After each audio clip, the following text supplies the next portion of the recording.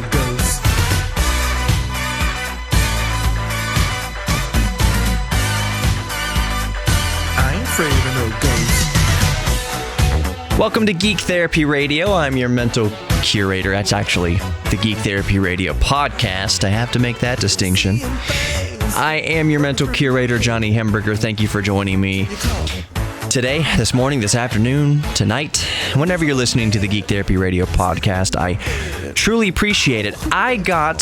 Before we get into Ghostbusters, Afterlife, I got an email today from Dave in Japan, so I just want to say, Dave, thank you so much for listening to Geek Therapy Radio. That means a lot to me that you write to me. And for anybody who writes letters to me here at Geek Therapy Radio, it's just geektherapy@iheartmedia.com, or you can just go through the website, contact Geek Therapy Radio, contact me through the website, just geektherapyradio.com. It's very simple. I just wanted to say that I truly appreciate each time you guys write to me, because I know that's taking time out of your day, so I appreciate that. That's time that you could be getting distracted with anything else or doing actual work. So it means the world when you actually take the time to write me. So I very much appreciate that. Dave in Japan, thank you so much for reaching out to me in that way. It gave me the idea, actually, Dave, if you're listening to this podcast right now, I would love to have you on the show. Maybe we could do something over Skype, because I just want to kind of hear what it's like to teach English in Japan. Kind of a day in the life. I think that'd be fun to talk about. So I'll reply to your email. We'll talk about that off the air, so to speak. Okay, so today I wanted to talk about Ghostbusters Afterlife. The trailer came out today, and I got to be honest, probably like a lot of people, when we first hear about a new, revamped, old series, we tend to roll our eyes. Our first inclination, our first, gut reaction is that it's going to be bad. I have spent many days praying that they leave Back to the Future alone. They keep reaching back into the 80s and resurrecting these old franchises, and sometimes they do an okay job, sometimes they don't do an okay job, and I kind of I just want to leave Back to the Future alone. And if they do if they do bring Back to the Future back, the reason why I prayed that they never would is because at the time when I first had this sentiment, this actor was in a couple of terrible movies, but Dane Cook, I said that if they make a Back to the Future 4, it's going to be Dane Cook in a Prius. It's going to be some actor that is not Marty McFly in a time machine that isn't the time machine, that isn't the DeLorean. They're going to ruin it in some sort of way, so I just prayed, Hollywood, please don't touch Back to the Future. Please leave it alone. It's okay just to leave things alone. Just leave them as their own old franchise. It's okay. But the wincing is kind of doubly for Ghostbusters. And I will admit right now, I wasn't the biggest Ghostbusters fan. My biggest my feelings towards Ghostbusters, my memories with Ghostbusters, I've seen it, a few times, especially in the 80s as a kid. The Ghostbusters scared me. The Marshmallow Man scared me. I used to have nightmares about that big giant marshmallow guy walking through the neighborhood, crushing houses, like peeling the roof off of my house and like eating me. I used to have nightmares about Ghostbusters. So the reason why we wince, a lot of us wince at the idea of a new Ghostbusters, is that we had a revamp of Ghostbusters recently where they cast all women in the roles of the Ghostbusters. And I had my own opinions about that. I'm not saying that the movie itself was terrible. You know, it created this dialogue that it was some sort about some empowerment and putting women in lead roles and things like that, and just trying to reverse gender. And I, at the time, and I still kind of hold this opinion, it's just an opinion, that when you take known franchises and you start changing the genders, I think it's kind of low-hanging fruit. It's a cheap gimmick. You know what the hot button issues are of the time. You know that gender equality is a hot button topic. I mean, I don't think it's ever not going to be in modern times. So you're simply taking an old beloved franchise, replacing the main characters with women, and pushing it out to the masses, out, you know, kind of not force feeding it, but just putting it out there in an obvious attempt to kind of gain ticket sales because of the gender reversal, when it's really not about that. What movie just came out and bombed? Charlie's Angels. It wasn't a gender reversal at all, but the girl who wrote Charlie's Angels, the most recent Charlie's Angels, what is her name? She was the leader, basically the clique leader in Mean Girls. Why am I blanking out on her name?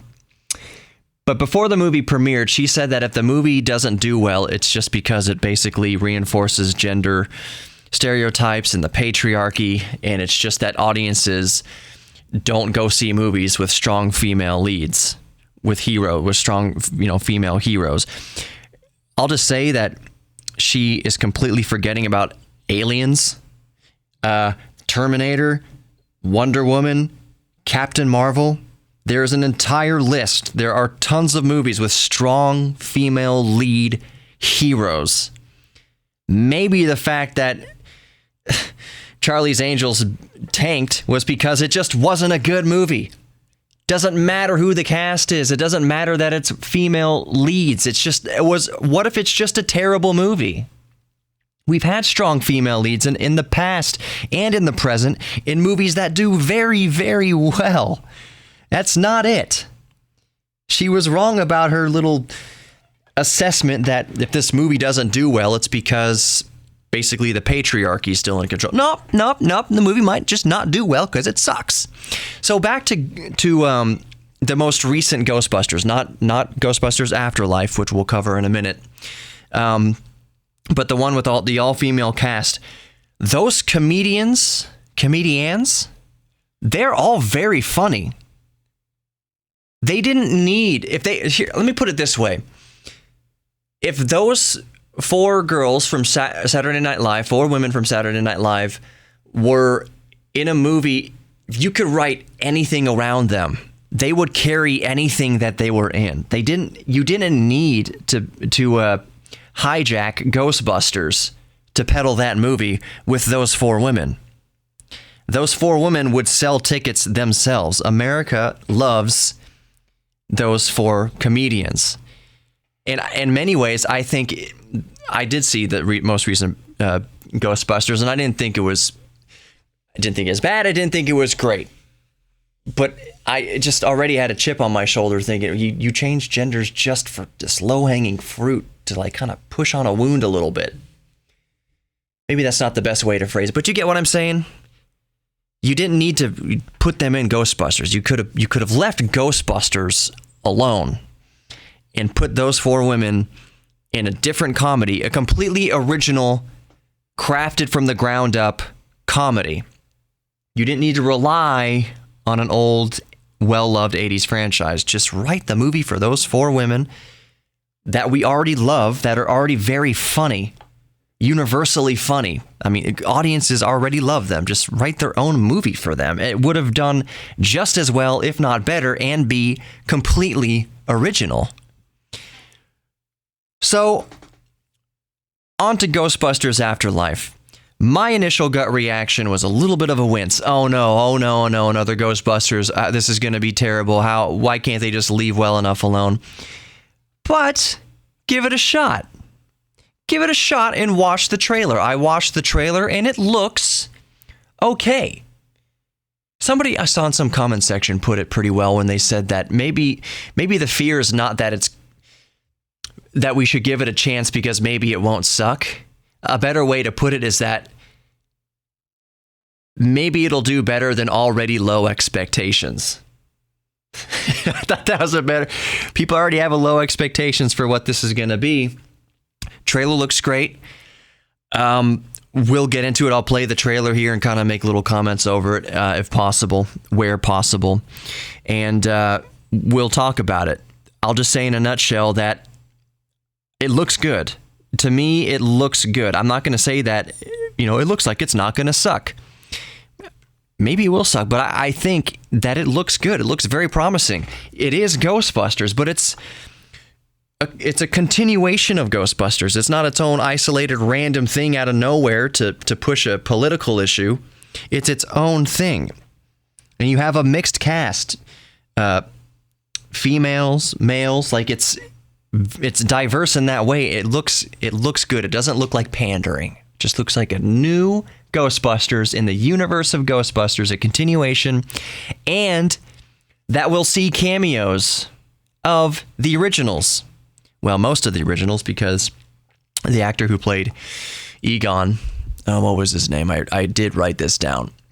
Who played Egon Spengler, Harold Ramis? Yeah. Died in 2014, so he's not going to come back for this movie. But he will be in this movie in a way. You know what? Let's just play the trailer here, and we'll talk about it afterwards. I may mention some things during the trailer, but let's talk about it afterwards. All right, here we go. What are you doing here in Somerville anyway? Honestly, my mom won't say it, but that's the kid from Stranger Things. And the only thing that's left in our name is this creepy old farmhouse our grandfather left us in the middle of nowhere. His sister, the girl with the glasses. Entertainment value? Looks like the Apple. It's a computer? Or what's a computer? Oh, YouTube, you froze? You son of a gun. Oh, no, you didn't. All right, hold on. Hold on. What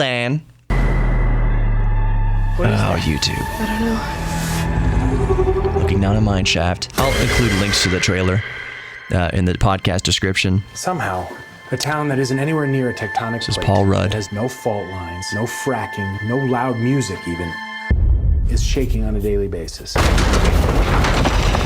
the dining table now! Hey, remember that one summer we died under a table? What's a I found this computer? in my living room. Whoa, killer replica. A replica of what? A ghost trap? There hasn't been a ghost sighting in 30 Jason years. Reitman directed this movie, New York which is in the interesting. 80s? It's like The Walking Dead. We'll talk about Your that. dad never mentioned this to you? It's just my mom. My grandfather died. My mom says we're just here to pick through the rubble of his life. Wait a minute. Who are you? Spangler. She picked up a uniform. In the back was a patch that said Spangler. It's fake. Egon Spangler. Her grandfather. That's who left in the house. She's pulling a cover off of a car. What car could it be?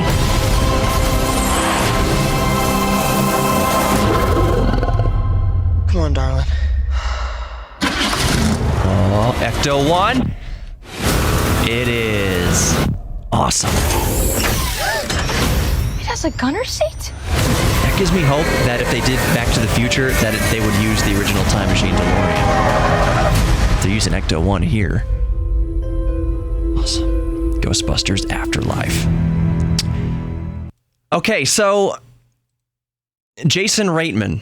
That's interesting because his father was Ivan Reitman, who directed the 1980s originals Ghostbusters.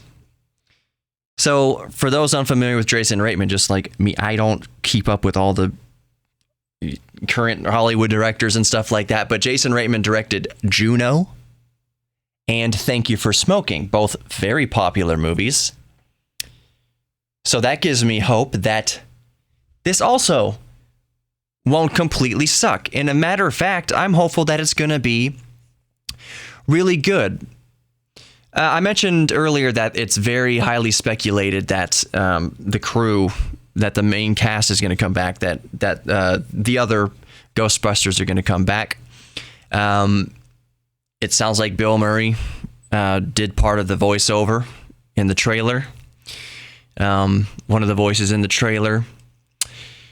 So, yeah, Dan Aykroyd, I think that we will see them. The little girl is rummaging through the closet or the wardrobe, whatever, and she pulls out the uniform that said Spangler on the back. So, and there's other uniforms in there. So that kind of alludes to this idea that maybe they're going to make a comeback and be seen. And would that be so strange? The latest Star Wars, you have Luke. Luke is going to be in the new Star Wars. Luke Skywalker. So I would love to see some of the original cast of Ghostbusters in this new Ghostbusters movie. I think it looks cool. I think the trailer looks good. I think that green thing screaming around in the trailer, that's got to be Slimer. I mean, what else? Who else could that be? I love that they have the original Ecto-1. That's really cool to see, the converted ambulance. That looks neat. The tie into Stranger Things, I'm happy to see that actor, and I should look up the Stranger Things cast right now while I'm talking. I'm happy to see that he's getting, that Stranger Things cast members, Finn Wolfhard, he's Mike Wheeler. It's Mike Wheeler.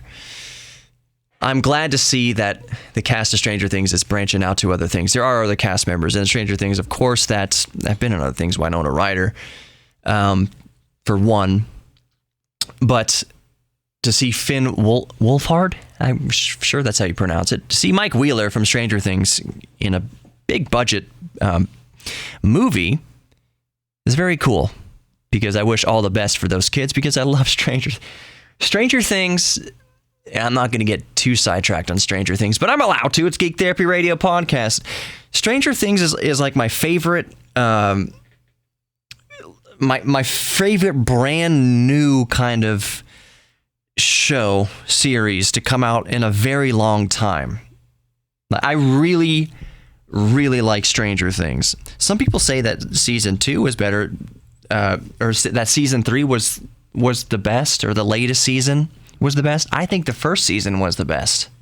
Honestly, I think the first season, that was the most mysterious. We had no idea what's going on yet. Things were being revealed. I think the first season of Stranger Things was the best season. I'd love to know what you think, too. Of course, you can email me, geektherapy@iheartmedia.com, or get at me on geektherapyradio.com. Just contact me through there. It's easy. What do you think the best Stranger Things season was?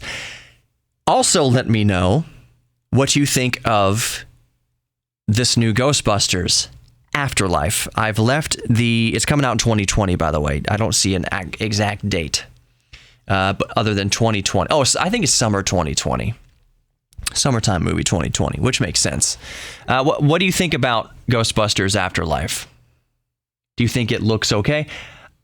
I will probably go see it in the theaters. I'm a sucker for 80s franchises, and I will probably go see it in the theater. You know what? Since I'm a Back to the Future schmuck, even if, well, actually, I take that back. I was going to say that if Back to the Future 4 came out and it looked horrible and it wasn't the DeLorean time machine and Christopher Lloyd wasn't in it, possibly even Michael J. Fox. God bless Michael J. Fox. But I would probably still see it if it was Dane Cook in a Prius, just because I'm a freaking sucker. But that said, I might not. When they tried to do the original Dumb and Dumber sequel, the one before Jim Carrey and Jeff Daniels redid it, which the only good Dumb and Dumber is the first original Dumb and Dumber. Do not watch anything else that came after that. Do not burn your eyes and melt your eyes with those dumpster fires. It's horrible. I was so upset and disturbed that my brothers insisted we watch the last Dumb and Dumber with Jeff Daniels and Jim Carrey. The previews looked horrible. The movie was so irredeemably bad, and it just like I can't unsee it now. The first Dumb and Dumber is going to be tainted because of how terrible this new Dumb and Dumber was. If hell is real, all you're going to see there is Dumb and Dumber. If heaven's real, the first Dumb and Dumber is in heaven. If hell is real, the last Dumb and Dumber is all you're going to see in hell, because it's just horrible. It's just terrible. And even then, the devil will be looking away. It is such a horrible abomination. I have no love. And it's sad that Jeff Daniels and Jim Carrey, they've both done so much since the original Dumb and Dumber. The whole time you're watching Jeff Daniels, you're thinking of The Newsroom, and you're thinking of all his serious, very well done, serious roles at Jeff Daniels. But Jeff Daniels is a freaking astonishing actor. He's great. Jim Carrey's also really good. He's done so much good stuff. And then you see them. Jim Carrey's comedy, it needs to be written for his age now, I guess. And I don't mean that as a bad thing, but you can't put a Jim Carrey who's 20 years older than the original Dumb and Dumber into a new Dumb and Dumber and have him be acting the same way. It doesn't work. It's very, very cringy. So anyways, Ghostbusters Afterlife looks awesome. I think. I'm calling it. I'm going to see it, and I'm going to give a geek score and what I call a stick up the butt critic score. And just to recap, because this is way off in the summer coming up, but just to recap how I grade movies, I have a geek score and a stick up the butt critic score. So I judge it on two different things. So the last Jurassic Park that came out, I gave it a geek score of, what did I give it? A geek score of like B+, a critic stick up the butt score of like a C- or something like that. People ripped it to pieces, and I basically said that, you know what? You go to watch a Jurassic Park film to watch dinosaurs running amok. I would equate the kind of mentality that just rips apart a Jurassic Park and just critically just levels it. That mentality is like someone showing up to a party, walking up to the beer pong table, taking a swig of the beer pong beer and saying, well, this isn't a craft IPA. This is disgusting. The notes in here are just not that great. The alcoholic content is just a little too much in this case. And they would start picking apart the beer pong beer. That's what I think of people when they're too critical of something like Jurassic Park. I think you're coming into it way too serious. Nothing's going to be like the original Jurassic Park. Just let that go. Michael Crichton is gone. Nothing's going to be like the original Jurassic Park. You go into Jurassic Parks from now on with a bucket of popcorn, a Coke, and you just watch dinosaurs going crazy. Eating people, stomping people. Like, that's all Jurassic Park is now. That's all you should expect it to be, is a popcorn movie. Oh, the actor's portrayal of this character wouldn't match up to Casablanca. And shut up! Did you miss the part where the T-Rex ripped that guy in half? That's awesome. What were you doing? Like, taking notes? Did you miss that? Stop coming into it with a beret on and your moleskin pad and jotting down your notes. Just enjoy dinosaurs going crazy. Am I being too mean? Some people really like to be super critical of movies, and it definitely has its place. It's going to be interesting to see what critics do to Ghostbusters. You cannot attempt to further the franchise's universe like Ghostbusters. You can't attempt to further it, continue the story, without opening yourself up to some actual well-deserved criticism. Those are big shoes to fill. That's a big franchise's shoes to fill. So you can't just put anything out there, slap Ghostbusters on it, even if you change the genders around. You're going to deserve whatever criticism you get for it. But if you write a brand new continuation to the story that's original and that's fun and that fits the whole Ghostbusters theme, if original fans of Ghostbusters go to the new Ghostbusters and they have a good time, that's what it's all about. It's not about Oscars and winning awards and critical acclaim. It's just, if you love the original Ghostbusters, are you going to go to the Ghostbusters Afterlife and have a good time? That's all I'm hoping for. And just like all the Star Wars stuff, I need to go back and watch the original Ghostbusters now. I'm loving going back to watch the original Star Wars and getting all caught up with that. I really like Star Wars. Mandalorian is great if you have Disney Plus, by the way. Mandalorian is just wonderful. Fake HDR and all. I think that's going to do it for Geek Therapy Radio tonight. Thanks for listening. Remember that we're all geeks about something. Be good to yourselves and others. Please know that you are worthy of love and your own self-respect. You do have something to offer the world. The world will miss you if you are not in it. There's a reason why you're born. Find what it is. Indulge your geek thing. Maybe you already know what it is. Embrace your geek thing. Share it with others. And I think we'll all be better off. That's the ultimate geek therapy, is sharing your geek thing with others and sharing knowledge and helping each other on our quest to know that we are worthy of love. So love yourself and others, and I think we'll be all right. All right, until tomorrow, thanks for listening to Geek Therapy Radio Podcast. See you then. If you're seeing things running through your head, who can you call? Ghostbusters! An invisible man sleeping in your bed. Oh, who you gonna call? Ghostbusters!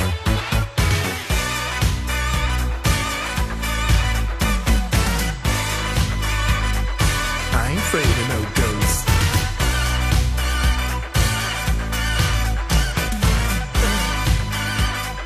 I ain't afraid of no ghosts. Who you gonna call? If you're all alone, pick up the phone and call Ghostbusters. I ain't afraid of no ghosts. I hear it likes to guess. I ain't afraid of no ghosts. Yeah, yeah, yeah, yeah. Who you gonna call? Ghostbusters! If you have a dose of a freaky ghost, baby, you better call Ghostbusters!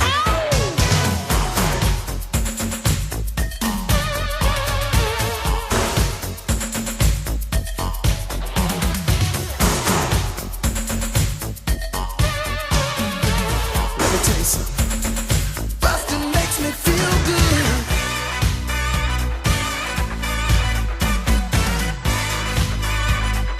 I ain't afraid of no ghosts.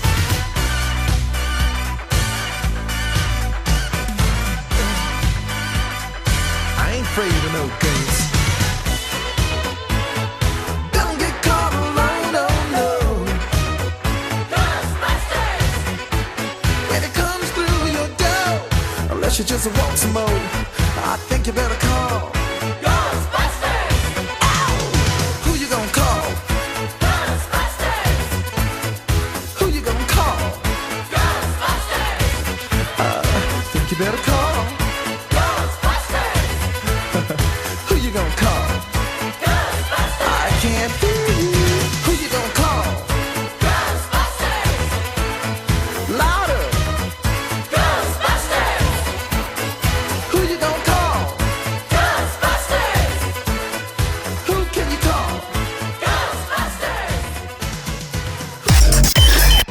Therapy Radio, Saturday night at 10 on KPRC 950. Or listen anytime on our iHeartRadio app.